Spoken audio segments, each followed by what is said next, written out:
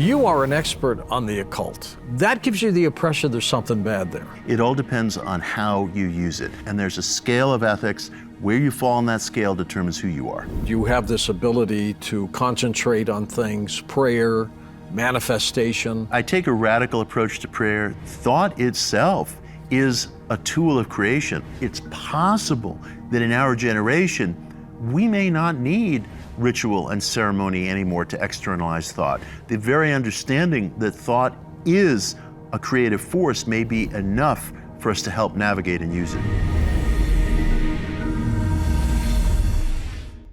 And welcome to Beyond Belief. Mitch Horowitz, our special guest, one of today's most literate voices of the esoteric, mysticism, and the occult. Mitch is an award-winning historian and writer in residence at the New York Public Library, whose books include Occult America, One Simple Idea, and The Miracle Club.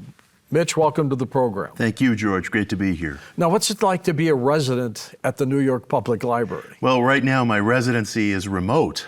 It's a beautiful building where I had a wonderful workspace and all kinds of research privileges, and that ended in February. So today I am a remote writer in residence. You are an expert on the occult. Yes, sir. How did that start for you? It really started when I was a little kid, thanks to public libraries. When I was a kid growing up in Queens, I was fascinated with folklore and superstition and all kinds of esoterica. I would take out books on astrology and Native American folklore and all kinds of subjects like that from the library, and I never looked back once. You were like me. I was hooked on astral projection, ghosts, all those things. I'll never forget, one day my sister brought home from school a Carlos Castaneda paperback, and I was hooked. I never looked back. That was it. Yeah. A lot of people hear the word the occult, and they think it's dark and bad and evil. It's really not, is it? No, it isn't. It comes from the Latin word occultus. It means secret or hidden. It's a word that came into usage during the Renaissance, when Renaissance writers and thinkers were rediscovering the spiritual traditions of antiquity from Egypt, Greece, Rome, and they referred to these things as the occult. You've got a new book out on Manly P. Hall. Yes. Who was he? Manly P. Hall was a great occult scholar. He was sort of the dean of American esoterica. He was born in Canada, but grew up in the American West, spent most of his life living and working in the city of Los Angeles until his death in 1990. And he is famous for writing probably the greatest underground book in human history, and that is The Secret Teachings of All Ages. It is a massive encyclopedia of the occult, esoterica, symbolism.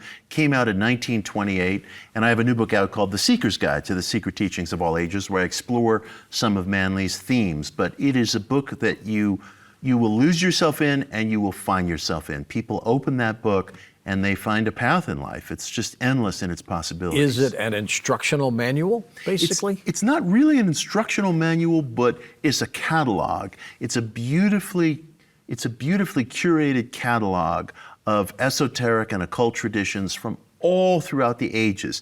And you open this book and you find chapters on tarot, on Pythagorean mathematics, on Atlantis, on Egyptian mystery traditions. And you find yourself in it. You find something you gravitate towards. He had an effect on some well-known people. We're going to go through some of these names, and I want you to explain what kind of indelible effect he had on their lives. The first, of course, the late President Ronald Reagan. That's right. I've been writing about this for 10 years. I found evidence that Reagan and Hall were not only acquainted, but Reagan was using certain of Hall's phrases and ideas and terminology in his speeches. Wow. Yeah, going back to the 1950s, the very dawn of Reagan's political career, up through his presidency. Right, exactly.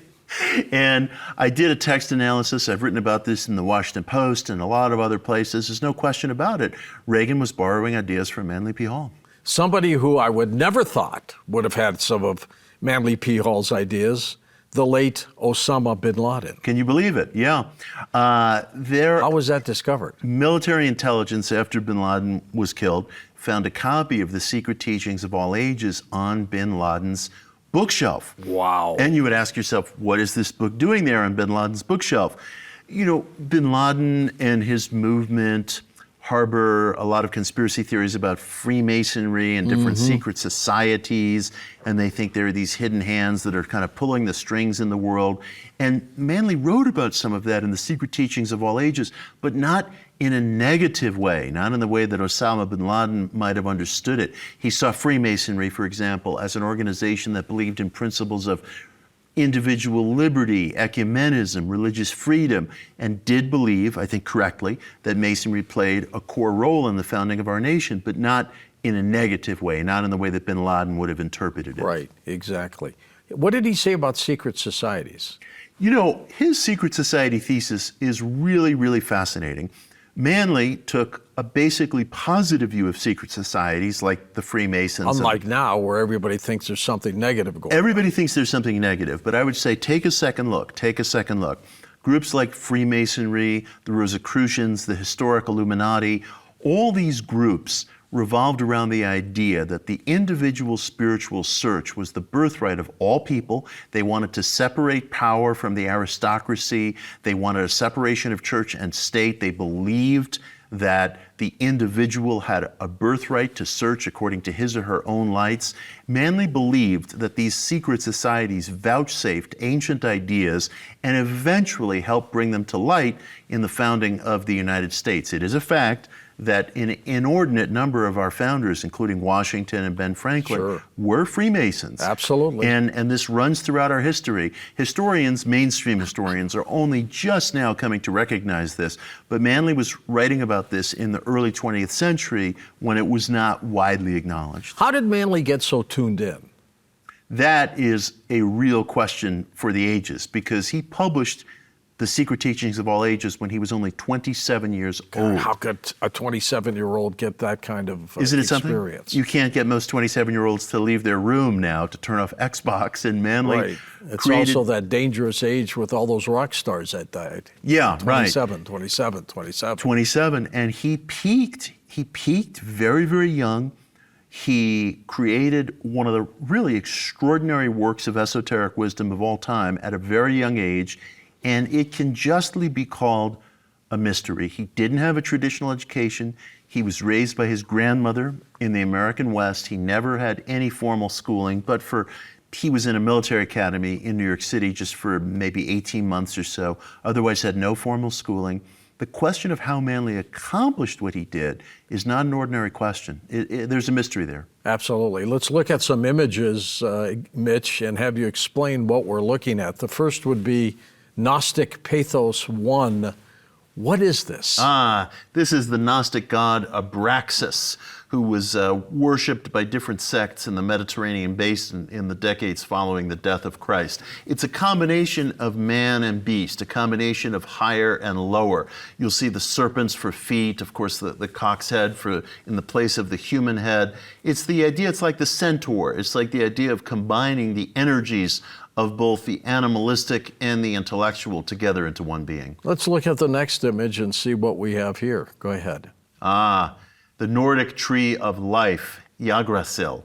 This is a wonderful image that runs throughout Nordic mythology, in which there is thought to be a great cosmic tree that holds up the underworld, our world, Middle Earth, and the heavens.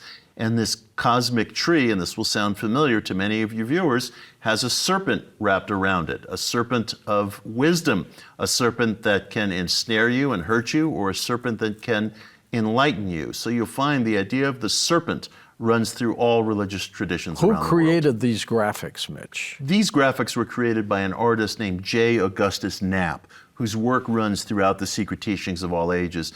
He had been a commercial artist, a man largely involved in the advertising world, with the exception of a novel that he illustrated, and he wanted to get into the esoteric, and Manly said, "Come with me." Fascinating. The next one is? This is one of the iterations A lion of man. Mithra, a lion, a man with a lion's head. This god, Mithra, was one of the major gods of the Persian world. They're bowing down to him. They're bowing down to him. He is a god who controls creation. He is holding up 8 stars, which are considered the 8 energies of life. Again, he too, you'll see, is wrapped by a serpent. We think of a serpent as evil today in the modern West, but many religious traditions, including early Judaism, saw a serpent as a bestower of wisdom. And Mithra was one of the major religions of the Persian world. The Roman Empire encountered it and incorporated Mithraic practices into many of its own beliefs. Isn't the serpent being used for medical symbols too? The serpent started getting used as a medical symbol, believe it or not, in the First World War, because the serpent at that time was considered a symbol of the god Mercury, and it was considered a symbol of safe passage. And ambulances, American ambulances in the First World War would use a serpent as a symbol of safe passage. Really? And it later became associated with medicine. And this image, what is this, Mitch? This is Hermes Trismegistus, the thrice greatest Hermes. This was the name that the Greeks gave to the Egyptian god of intellect, Thoth. They called him 3 times as great as our Hermes, thrice greatest. Okay. And they saw him as the giver of wisdom, the giver of intellect, the giver of writing. And of course, you'll see the caduceus, the wand with the 2 serpents wrapped around it, a wand of safe passage and a wand of wisdom. What's that thing under his chin? Oh, well, he has a beard, and he also has an ankh hanging from his neck, which is the Egyptian symbol of life. You have a positive and a negative, and then a reconciling indicated by the circle atop the ankh. Why would there be a little picture of a dog? Oh, that is a wonderful question. The Greeks saw dogs as creatures of great loyalty. And the Hebrew word for dog is Caleb, which is the name that I gave to my older son, which also means loyalty. And the fire dragon seems to be trying to blow him up or something. Yeah, that is supposed to be Typhon, which is considered the Egyptian symbol of evil, and he's mastering evil. But seen in another way, he's also incorporating both positive and negative forces. And the fact that he's standing on top of the creature tells you what? Well, it's interesting. You'll see that same image later got adopted into our own guardian image of Saint Michael, who is often depicted as standing on top of a serpent. Metaphysically speaking, what's the significance of all these pictures?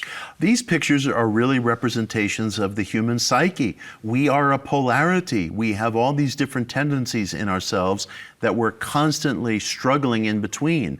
And one of the great teachings of ancient Hermetic philosophy or Greek Egyptian philosophy is that your emotions, your moods are on a kind of sliding scale. And if you're in a certain mood that you want to get beyond, by focusing on its opposite, if you can identify its opposite, which is not always so easy, by focusing on its opposite, you can psychically slide the scale. We are creatures of polarity, and we can move along that polarity.